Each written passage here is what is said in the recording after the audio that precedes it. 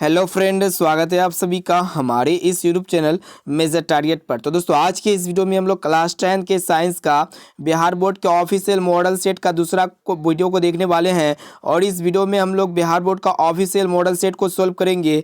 और इस model set में हम लोग क्लास 10 के साइंस का वैसे प्रश्न को देखने वाले हैं जो आपकी परीक्षा में निश्चित रूप में आने वाला प्रश्न है। तो दोस्तों, अगर आप भी इस बार फाइनल मैट्रिक बोर्ड परीक्षा देने वाले हैं तो इस वीडियो को संपूर्ण शुरू से लेकर आखिरी तक देख लेते हैं। तो आपके फाइनल मैट्रिक बोर्ड परीक्षा में साइंस से एक भी क्वेश्चन नहीं छूटेगा। तो फ्रेंड, फटाफट से वीडियो को लाइक जरूर कर लीजिएगा। उससे पहले हमारे चैनल पर नए हैं ना तो प्लीज चैनल को सब्सक्राइब करके बेल आइकन को प्रेस करके ऑल पर जरूर सेलेक्ट कर लीजिएगा। और दोस्तों, यहाँ पे जो हम लोग 80 प्रश्न को सिलेक्ट किए हैं ना, सभी प्रश्न बहुत ही महत्वपूर्ण है। और ये 80 प्रश्न में से अगर आपको जो भी प्रश्न अगर याद ना हो ना तो प्लीज दोस्तों उस प्रश्न को अपने नोटबुक में फटाफट से नोट कर लीजिएगा और उसे जरूर याद कर लीजिएगा। तो आइए शुरू करते हैं यहाँ पे आज के पहले नंबर प्रश्न से, जो कि काफी महत्वपूर्ण होने वाला है। तो देखिएगा, फर्स्ट प्रश्न क्या कर रहा है कि किसी दर्पण की फोकस दूरी ऋणात्मक होती है। तो यहाँ पे आप लोगों को बताना है कि किस दर्पण की फोकस दूरी ऋणात्मक होती है। तो दोस्तों, उत्तल दर्पण की फोकस दूरी क्या होती है? ऋणात्मक होती है। जबकि अवतल दर्पण की फोकस दूरी क्या होती है? धनात्मक होती है। इसे आप लोग को याद रखना है। अब चलिए फ्रेंड, देखते हैं यहाँ पे दूसरा प्रश्न क्या कर रहा है कि दर्पण की फोकस दूरी यानी कि एफ तथा वक्रता त्रिज्या आर में क्या संबंध होता है। तो दोस्तों, हम लोग क्या जानते हैं कि जो फोकस दूरी होता है ना, वक्रता त्रिज्या की आधी होती है, यानी कि एफ बराबर क्या होता है? r/2 होता है। ऑप्शन नंबर बी जो है ना बिल्कुल सही उत्तर हो जाएगा। अब देखिए यहाँ पे तीसरा प्रश्न भी बहुत ही महत्वपूर्ण है कि सामान्य दृष्टि के लिए स्पष्ट दृष्टि की न्यूनतम दूरी जो होता है कितना होता है। तो दोस्तों, आप लोग बता देते हैं, सामान्य दृष्टि के लिए जो स्पष्ट दर्शन की जो न्यूनतम दूरी होती है 25 सेंटीमीटर होती है। ऑप्शन नंबर बी यहाँ पे हमारा बिल्कुल सही उत्तर हो जाएगा। और दोस्तों, आप लोग बता देते हैं, सामान्य दृष्टि के लिए जो स्पष्ट दृष्टि की जो अधिकतम दूरी होती है ना, अनंत होती है। इसे आप लोग को याद रखना है।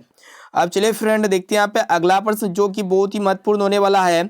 तो देखिएगा, चौथा प्रश्न क्या कर रहा है कि श्वेत प्रकाश का कौन सा रंग यानी कि वर्ण किसी प्रिज्म से गुजरने के पश्चात सबसे कम झुकता है। तो दोस्तों, जब हम लोग श्वेत प्रकाश को प्रिज्म से गुजारते हैं तो पर्दे पर 7 रंग की पट्टी प्राप्त होती है। और 7 रंग में जो सबसे कम झुकाव होता है ना, लाल रंग का झुकाव सबसे कम होता है, जबकि बैंगनी रंग का झुकाव क्या होता है? सबसे ज्यादा होता है। अब आइए फ्रेंड, देखते हैं यहाँ पे पांचवा प्रश्न क्या कराए कि मानव आंख की रेटिना द्वारा बनाई गई छवि होती है। तो दोस्तों, हमारे आंख में जो है ना हमेशा वास्तविक, उल्टा और वस्तु से छोटा प्रतिबिंब बनता है। यानी कि यहाँ पे ऑप्शन नंबर बी जो है ना बिल्कुल सही उत्तर हो जाएगा।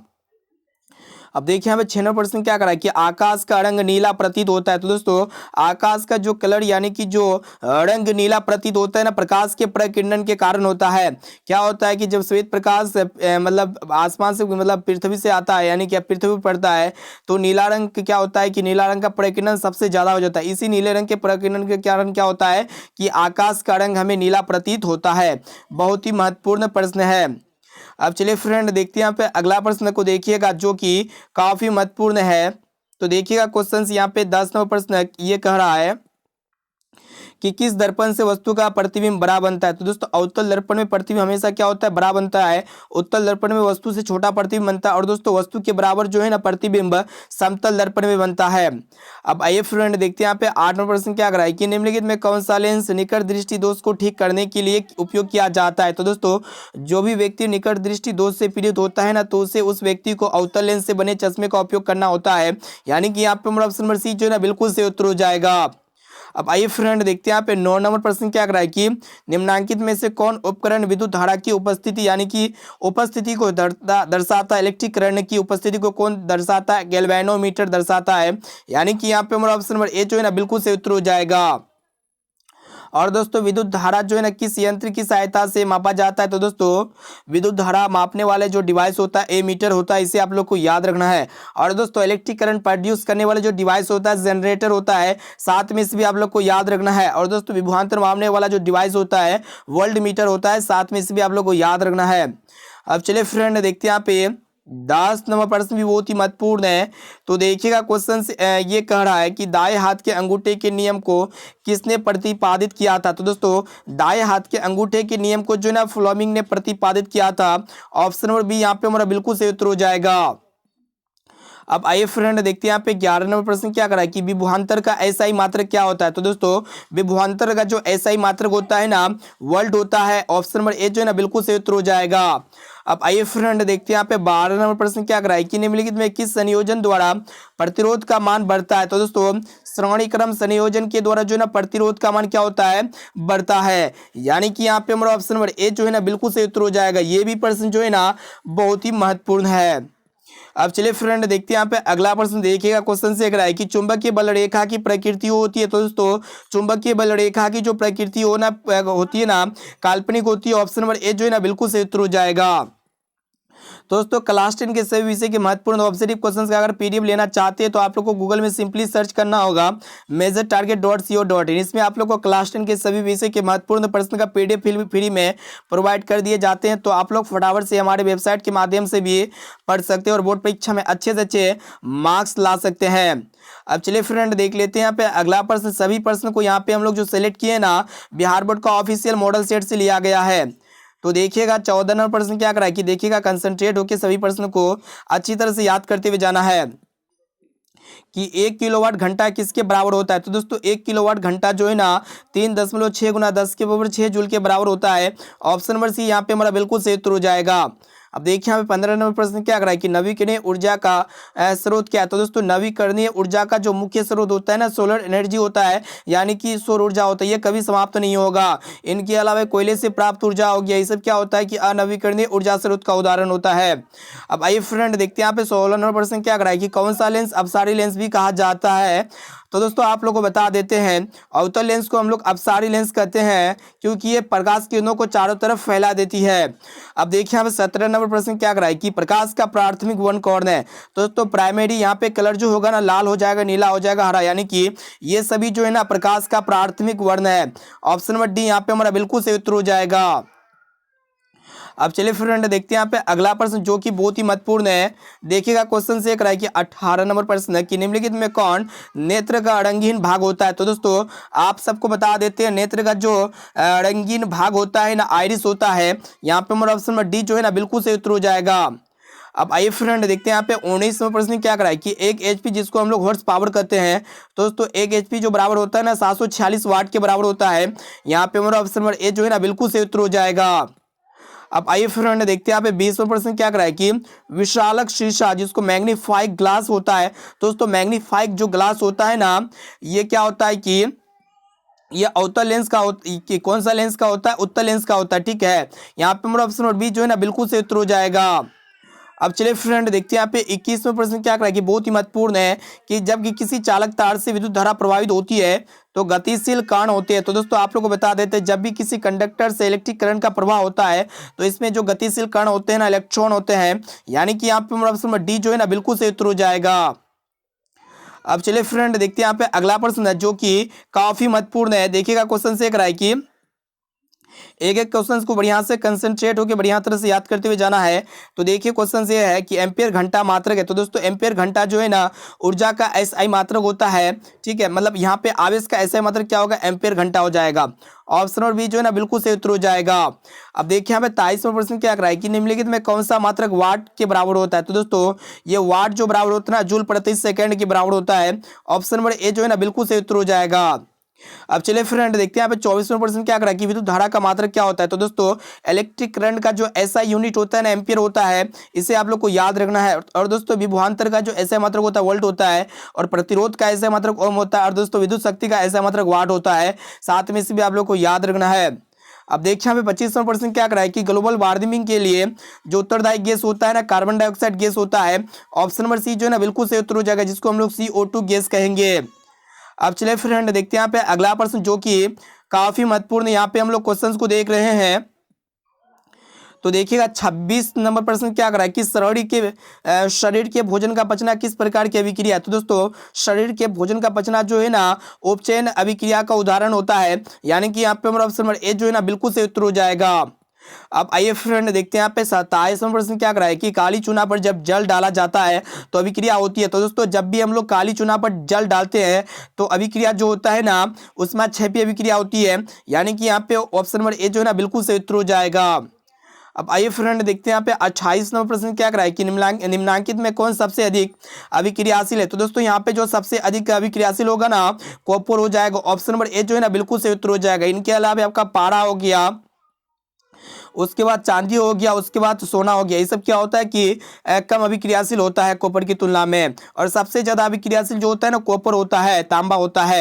अब देखिए यहाँ पे अगला प्रश्न क्या कर रहा है कि बहुत ही महत्वपूर्ण है कि कली चूना का, यहाँ पे चूना जल का रासायनिक सूत्र क्या होता है। तो दोस्तों चूना जल का जो रासायनिक सूत्र होता है ना CaOH होता है, जिसको हम लोग कैल्शियम हाइड्रोक्साइड कहेंगे। ऑप्शन नंबर डी जो है ना बिल्कुल सही उत्तर हो जाएगा। अब चलिए फ्रेंड देखते हैं यहाँ पे अगला प्रश्न। तो दोस्तों उससे पहले अभी तक आप हमारे चैनल पर नए हैं ना, तो प्लीज दोस्तों फटाफट से चैनल को सब्सक्राइब जरूर कर लीजिएगा और इस वीडियो को संपूर्ण शुरू से लेकर आखिरी तक देखना। एक भी क्वेश्चंस को आप लोग को स्किप नहीं करना है, क्योंकि यहाँ पे जो हम लोग जितने भी क्वेश्चंस को सिलेक्ट किए ना, सभी प्रश्न बहुत इंपॉर्टेंट है, MVVI क्वेश्चंस है। सभी प्रश्न जो है ना आपके फाइनल मैट्रिक बोर्ड परीक्षा में 100% आने की काफी संभावनाएं हैं। अब चलिए फ्रेंड देखते हैं यहाँ पे अगला प्रश्न है।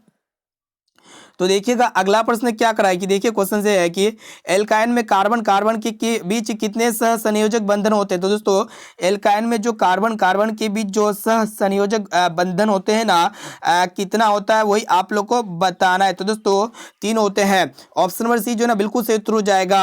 अब चलिए फ्रेंड देखते हैं 32वां प्रश्न क्या करा है कि ग्लूकोज का आणविक सूत्र क्या होता है। तो दोस्तों ग्लूकोज का जो आणविक सूत्र होता है ना C6H12O6 होता है। ऑप्शन नंबर ए जो है ना बिल्कुल सही उत्तर हो जाएगा। अब चलिए फ्रेंड देखते हैं यहाँ पे 33वां प्रश्न क्या कराए कि उच्च वसीय अम्लों के सौफिक लवण कहलाते हैं। तो दोस्तों उच्च वसीय अम्लों के जो सौफिक लवण कहलाते हैं ना, साबुन कहलाते हैं। यहाँ पे हमारा ऑप्शन नंबर ए जो है ना बिल्कुल सही उत्तर हो जाएगा। अब देखिए यहाँ पे अगला प्रश्न क्या करा है कि सिंगल बॉन्ड CHO अभिक्रियाशील मूलक को क्या कहते हैं। तो दोस्तों सिंगल बॉन्ड CHO अभिक्रियाशील मूलक को जो है ना CHO अभिक्रियाशील मूलक को क्या कहेंगे, एल्डिहाइड कहेंगे। यानी कि यहाँ पे हमारा ऑप्शन नंबर ए जो है ना बिल्कुल सही उत्तर हो जाएगा। अब आइए फ्रेंड देखते हैं 35वां प्रश्न क्या कराए कि आवर्त सारणी के किसी आवर्त में बाएं से दाएं जाने पर तत्वों की परमाणु त्रिज्या क्या होता है, घटती है। इसे आप लोग को याद रखना है। ऑप्शन नंबर ए जो है ना बिल्कुल सही उत्तर हो जाएगा। अब चलिए फ्रेंड देखते हैं यहाँ पे अगला प्रश्न देख लेते हैं, जो कि काफी महत्वपूर्ण यहाँ पे हम लोग सभी क्वेश्चंस को देख रहे हैं। तो देखिएगा 36वां प्रश्न क्या कराए कि निम्नांकित तत्वों को यहाँ पे बताना है कि निम्नांकित तत्वों को उनके धातु के गुण के अनुसार बढ़ते क्रम में सजाइए। तो यहाँ पे लिथियम है, ऑक्सीजन है, कार्बन है, बेरियम है, फ्लोरीन है। तो यहाँ पे जब सजेगा ना, तो यहाँ पे हमारा ऑप्शन नंबर ए में जो दिया हुआ है वही यहाँ पे हमारा ऑप्शन नंबर ए जो है ना बिल्कुल सही उत्तर हो जाएगा। ठीक है, यहाँ पे ऑप्शन नंबर ए जो है ना बिल्कुल सही उत्तर हो जाएगा। यहाँ पे फ्लोरीन जो होगा ना, ये फ्लोरीन यहाँ पे बढ़ते क्रम में, यहाँ पे क्या होगा, घटते क्रम में आप लोग को सजाना है। ठीक है, अब आइए फ्रेंड देखते हैं 37वां प्रश्न क्या करा है कि सिलिकॉन क्या है। तो दोस्तों आप लोग बता देते हैं सिलिकॉन एक प्रकार का क्या होता है, उपधातु होता है। ऑप्शन नंबर सी यहाँ पे हमारा बिल्कुल सही उत्तर हो जाएगा। अब चलिए फ्रेंड देखते हैं यहाँ पे 38वां प्रश्न क्या कराए कि निम्नांकित में कौन विद्युत का धनात्मक तत्व है। तो दोस्तों यहाँ पे जो विद्युत का जो धनात्मक तत्व होगा ना, सोडियम हो जाएगा। और सोडियम को जो है ना हम लोग किरोसिन तेल में डुबो कर रखते हैं, इसे आप लोग को याद रखना है। अब चलिए फ्रेंड देखते हैं यहाँ पे अगला प्रश्न क्या कराए कि टिहरी बांध का निर्माण किस प्रदेश में किया गया। तो दोस्तों टिहरी बांध का निर्माण जो है ना उत्तराखंड प्रदेश में किया गया। ऑप्शन नंबर बी यहाँ पे हमारा बिल्कुल सही उत्तर हो जाएगा। अब चलिए फ्रेंड देखते हैं यहाँ पे 40वां प्रश्न क्या कराए कि निम्नांकित में किस धातु को केरोसिन तेल में डुबो कर रखते हैं। तो दोस्तों आप लोग को पता होगा सोडियम को हम लोग जो है ना केरोसिन तेल में संग्रहित करके रखते हैं। यहाँ पे हमारा ऑप्शन नंबर बी बिल्कुल सही उत्तर हो जाएगा। देखिए अगला क्वेश्चन क्या कराए कि सभी प्रश्न को हम एक एक क्वेश्चन को बढ़िया तरह से बताते हुए जा रहे हैं और बहुत ही महत्वपूर्ण यहाँ पे क्वेश्चन को करा रहे हैं। देखिएगा क्वेश्चन से कराए कि अपमार्जक से बनाए जाते हैं। तो दोस्तों अपमार्जक से जो है ना सर्फ एक्सेल बनाए जाते हैं। यहाँ पे हमारा ऑप्शन नंबर ए जो है ना बिल्कुल सही उत्तर हो जाएगा। अब चलिए फ्रेंड देखते हैं यहाँ पे अगला प्रश्न है, जो कि बहुत ही महत्वपूर्ण है कि सौर सेल में किसका उपयोग होता है। तो दोस्तों सौर सेल में जो है ना किसका उपयोग होता है, सिलिकॉन का उपयोग होता है। इसे आप लोग को याद रखना है। अब देखिए हमें 43वां प्रश्न क्या कराए कि निम्नलिखित में किसका उपयोग खाना बनाने वाले ईंधन के रूप में होता है। तो दोस्तों आप लोग को बता देते हैं यहाँ पे जो है ना नहीं होता है, खाना बनाने वाले ईंधन के रूप में किसका उपयोग नहीं होता है। तो दोस्तों CNG का उपयोग हम लोग खाना बनाने वाले ईंधन के रूप में नहीं करते हैं। और CNG का विस्तार जो होता है ना कंप्रेस्ड नेचुरल गैस होता है। साथ में इसे भी आप लोग को याद रखना है। अब चलिए फ्रेंड देखते हैं यहाँ पे अगला प्रश्न है, जो कि बहुत ही महत्वपूर्ण है कि यहाँ पे कॉपर जो है ना ऑक्सीजन से अभिक्रिया करके क्या होता है कि ये संयोजन होता है। यहाँ पे कॉपर का क्या हो रहा है कि ऑक्सीकरण हो रहा है। ठीक है, इस अभिक्रिया में। तो यहाँ पे हमारा ऑप्शन नंबर ए जो है ना बिल्कुल सही उत्तर हो जाएगा, ऑक्सीकरण। अब देखिए 45वां प्रश्न भी बहुत ही महत्वपूर्ण है कि निम्नलिखित में कौन सा समीकरण संतुलित नहीं है। तो यहाँ पे अगर ऑप्शन ए को देखेंगे तो यहाँ पे हाइड्रोजन जो है ना क्लोरीन के साथ अभिक्रिया करके हाइड्रोक्लोरिक एसिड नामक मतलब यहाँ पे क्या बनाता है, विलेन विलेन बनाता है। ठीक है, और ऑप्शन बी को यहाँ पे देखेंगे तो यहाँ पे क्या है कि PbNO3 whole 2 PbO plus NO2 plus O2। तो यहाँ पे क्या हो रहा है कि Pb एक है तो Pb राइट साइड में भी एक है, यहाँ पे नाइट्रोजन 2 है तो यहाँ पे नाइट्रोजन एक ही है। ठीक है, और यहाँ पे ऑक्सीजन 3 दूना 6 है तो यहाँ पे ऑक्सीजन 2, यहाँ पे 2 2 4 1 5 है। तो ये जो है ना ऑप्शन और बी यहाँ पे हमारा बिल्कुल सही उत्तर हो जाएगा। ऑप्शन और बी क्या है कि ये समीकरण संतुलित नहीं है। ठीक है, यहाँ पे ऑप्शन और बी जो है ना बिल्कुल सही उत्तर हो जाएगा। बहुत ही महत्वपूर्ण प्रश्न है। अब चलिए फ्रेंड देखते हैं यहाँ पे अगला प्रश्न है, जो कि यहाँ पे हम लोग काफी महत्वपूर्ण ऑब्जर्व क्वेश्चंस को देख रहे हैं। सभी प्रश्न जो है ना बहुत ही महत्वपूर्ण है। तो देखिएगा अगला प्रश्न क्या कराए कि उदासीन विलेन का पीएच मान कितना होता है। तो दोस्तों जो भी विलेन, जिस भी विलेन के पीएच का मान 7 होता है तो विलेन क्या होता है, उदासीन होता है। ऑप्शन नंबर ए जो है ना बिल्कुल सही उत्तर हो जाएगा। अब चलिए फ्रेंड देखते हैं यहाँ पे 47 नंबर प्रश्न को देखिएगा, जो कि बहुत ही महत्वपूर्ण है कि निम्नलिखित में कौन दुर्बल अम्ल है। तो यहाँ पे जो है ना दुर्बल अम्ल बताना यानी कि वीक एसिड बताना है। तो यहाँ पे CH3COOH जो होगा ना दुर्बल अम्ल हो जाएगा। ऑप्शन नंबर सी यहाँ पे हमारा बिल्कुल सही उत्तर हो जाएगा।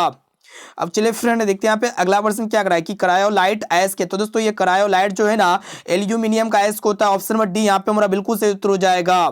अब चलिए फ्रेंड देखते हैं यहाँ पे अगला प्रश्न क्या कराए कि पोटेशियम की परमाणु संख्या। तो दोस्तों पोटेशियम की जो परमाणु संख्या होता है ना 19 होता है। यहाँ पे हमारा ऑप्शन नंबर सी जो है ना बिल्कुल सही उत्तर हो जाएगा। अब चलिए फ्रेंड देखते हैं यहाँ पे अगला प्रश्न, जो कि बहुत ही महत्वपूर्ण है कि फॉर्मिक अम्ल का आयुपेशी नाम है। तो दोस्तों फॉर्मिक अम्ल का जो आयुपेय नाम होता है ना मिथुनोइक अम्ल होता है। यहाँ पे हमारा ऑप्शन नंबर ए जो है ना बिल्कुल सही उत्तर हो जाएगा। अब चलिए फ्रेंड देखते हैं यहाँ पे 51 नंबर प्रश्न क्या कराए कि इथाइल अल्कोहल का अणुसूत्र है। तो दोस्तों इथाइल अल्कोहल का जो अणुसूत्र होता है ना C2H5OH होता है। यानी कि यहाँ पे हमारा ऑप्शन नंबर सी जो है ना बिल्कुल सही उत्तर हो जाएगा। अब चलिए फ्रेंड देखते हैं यहाँ पे 52 नंबर प्रश्न क्या कराए कि एल्काइन कौन है। तो दोस्तों यहाँ पे जो C2H2 होगा ना एल्काइन हो जाएगा।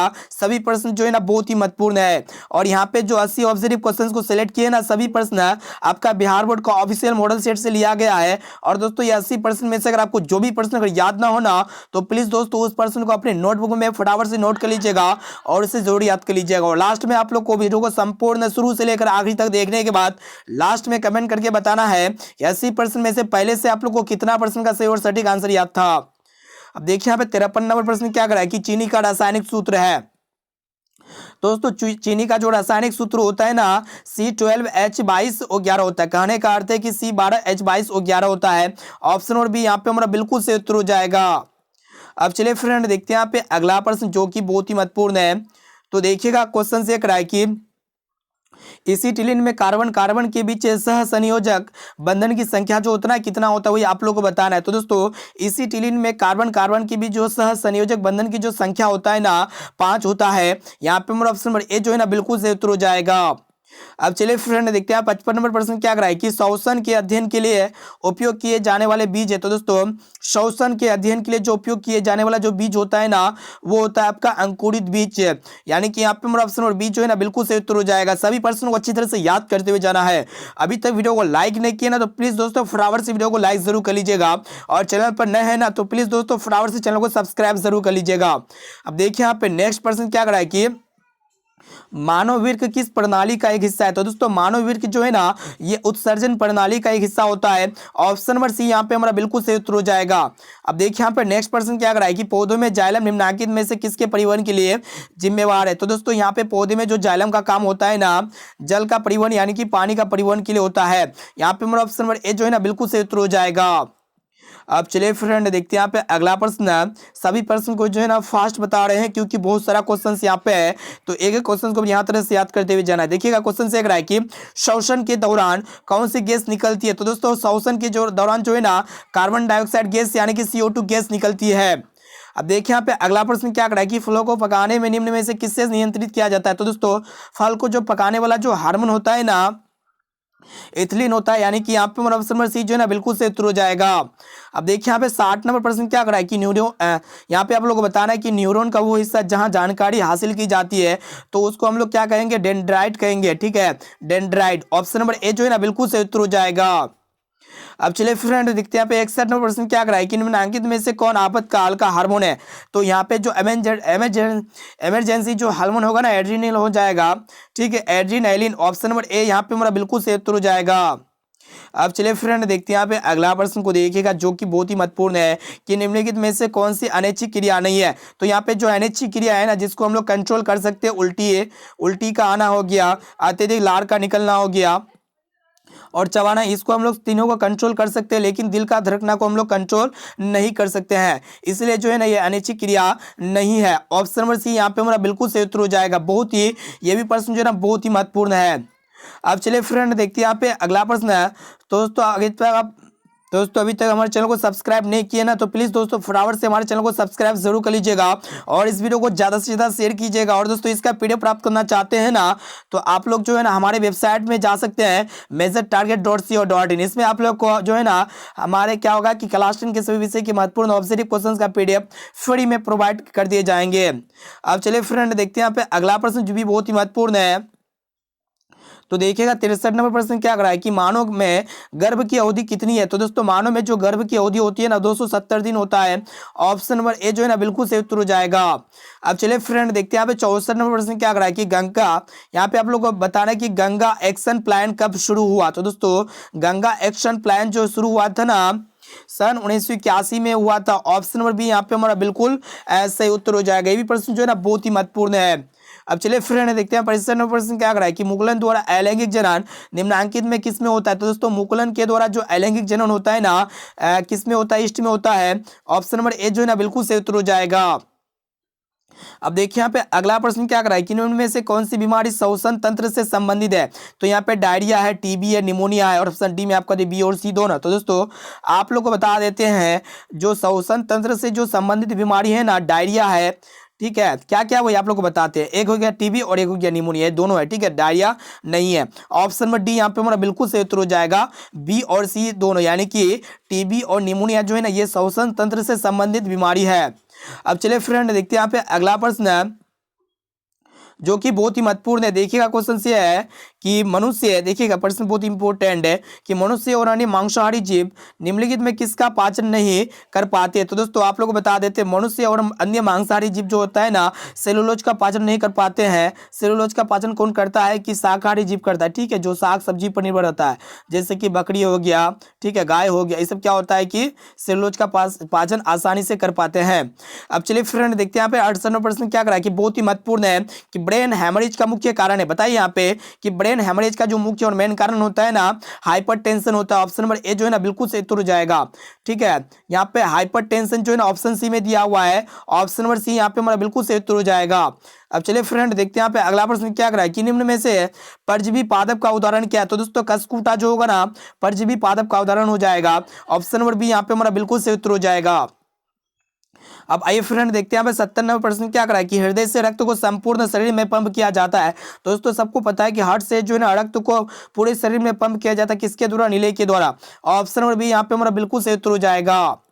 अब चलिए फ्रेंड देखते हैं यहाँ पे 71 नंबर प्रश्न जो कि बहुत ही महत्वपूर्ण है कि हाइड्रा में अलैंगिक जनन की विधि है। तो दोस्तों हाइड्रा में अलैंगिक जनन की जो विधि होता है ना वो आपका क्या होता है, मुकुलन होता है। ऑप्शन नंबर ए जो है ना बिल्कुल सही उत्तर हो जाएगा।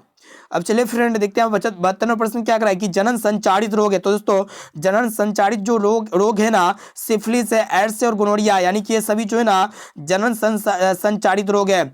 ऑप्शन नंबर डी यहाँ पे हमारा बिल्कुल सही उत्तर हो जाएगा। अब देखिए यहाँ पे 73 नंबर प्रश्न क्या करा कि पुष्प का सबसे बाहरी भाग है। तो दोस्तों पुष्प का जो सबसे बाहरी भाग होगा ना वह दलपुंज हो जाएगा। ऑप्शन नंबर ए जो है ना बिल्कुल सही उत्तर हो जाएगा।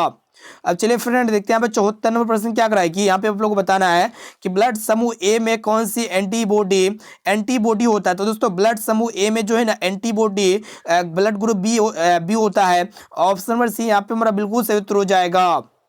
अब चलिए फ्रेंड देखते हैं यहाँ पे अगला प्रश्न भी बहुत ही महत्वपूर्ण है कि रक्त में ग्लूकोज की मात्रा निम्नांकित में से कौन नहीं नियंत्रित करता है। तो दोस्तों यहाँ पे आप लोग को बता देते हैं कि रक्त में ग्लूकोज की मात्रा का जो कंट्रोल नहीं करता है ना वो कौन सा हार्मोन होता है। तो दोस्तों वो होता है आपका सोमेटोस्टेटिन, ठीक है, क्या लिखा हुआ है यहाँ पे, somatostatin, statin. Option number D यहाँ पे हमारा बिल्कुल सही उत्तर हो जाएगा। अब आइए फ्रेंड देखते हैं यहाँ पे 76% क्या करा कि पादप वृद्धि हार्मोन है, तो यहाँ पे जिबरेलिन है, एड्रेनालिन है, इंसुलिन है और थायरोक्सिन है। तो यहाँ पे जो पादप में जो वृद्धि हार्मोन होता है ना, जिबरेलिन होता है, इसे आप लोग को याद रखना है। ऑप्शन नंबर ए जो है ना बिल्कुल सही उत्तर हो जाएगा। अब देखिए यहाँ पे 77 नंबर प्रश्न क्या करा है कि हार्मोन स्रावित होता है। तो दोस्तों हार्मोन जो स्रावित होता है ना अंतःस्रावी ग्रंथि के द्वारा होता है। ऑप्शन नंबर ए जो है ना बिल्कुल सही उत्तर हो जाएगा। अब आइए फ्रेंड देखते हैं यहाँ पे 78 नंबर प्रश्न क्या करा है कि मनुष्य के मुख गुहा में कितने जोड़े लाल ग्रंथियां पाई जाती है। तो दोस्तों मनुष्य के मुख गुहा में जो है ना 3 जोड़ी लाल ग्रंथियां पाई जाती है। ऑप्शन नंबर सी यहाँ पे हमारा बिल्कुल सही उत्तर हो जाएगा। अब चलिए फ्रेंड देखते हैं यहाँ पे अगला प्रश्न जो कि बहुत ही महत्वपूर्ण है कि एंड्रोजन है। तो दोस्तों एंड्रोजन जो होता है ना यह एक मेल हार्मोन होता है। यहाँ पे हमारा ऑप्शन नंबर ए जो है ना बिल्कुल सही उत्तर हो जाएगा।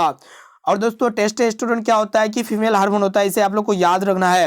अब आइए फ्रेंड देखते हैं यहाँ पे आज का 80 नंबर प्रश्न और लास्ट प्रश्न क्या करा है कि मटर को अपने प्रयोगों के लिए किसने चुना। तो दोस्तों मटर को अपने प्रयोगों के लिए जो है ना मेंडल ने चुना। तो ऑप्शन नंबर ए जो है ना बिल्कुल सही उत्तर हो जाएगा। दोस्तों यहाँ पे हम लोग क्लास 10 के साइंस के फाइनली हम लोग काफी महत्वपूर्ण है ऑफिशियल मॉडल सेट को सोल्व कर चुके हैं। और इस मॉडल सेट में हम लोग 80 MBBI ऑब्जर्वेटिव क्वेश्चंस को देखे जो आपके फाइनल मैट्रिक बोर्ड परीक्षा में 80% में से बहुत सारे प्रश्न जो है ना आपके फाइनल मैट्रिक बोर्ड परीक्षा में आएगा, ये मेरा गारंटी है। और दोस्तों ये 80% में से अगर आपको जो भी प्रश्न अगर याद ना हो ना तो प्लीज दोस्तों उस प्रश्न को अपने नोटबुक में फटाफट से नोट कर लीजिएगा और उससे फटाफट से आप लोग जरूर याद कर लीजिएगा। और दोस्तों अभी तक वीडियो को लाइक नहीं किए ना तो प्लीज दोस्तों फटाफट से वीडियो को लाइक जरूर कर लीजिएगा। और दोस्तों इस वीडियो को अपने दोस्तों में ज्यादा से ज्यादा शेयर कीजिए ताकि वो भी बोर्ड परीक्षा में अच्छे से अच्छे मार्क्स ला सके। और दोस्तों अभी तक आप हमारे चैनल को सब्सक्राइब नहीं किए ना तो प्लीज दोस्तों फटाफट से हमारे चैनल को सब्सक्राइब जरूर कर लीजिएगा और साथ में बेल आइकन मिलेगा, बेल आइकन को प्रेस करके ऑल पर जरूर सेलेक्ट कर लीजिएगा। दोस्तों फिर मिलते हैं जल्द ही अगले वीडियो पे।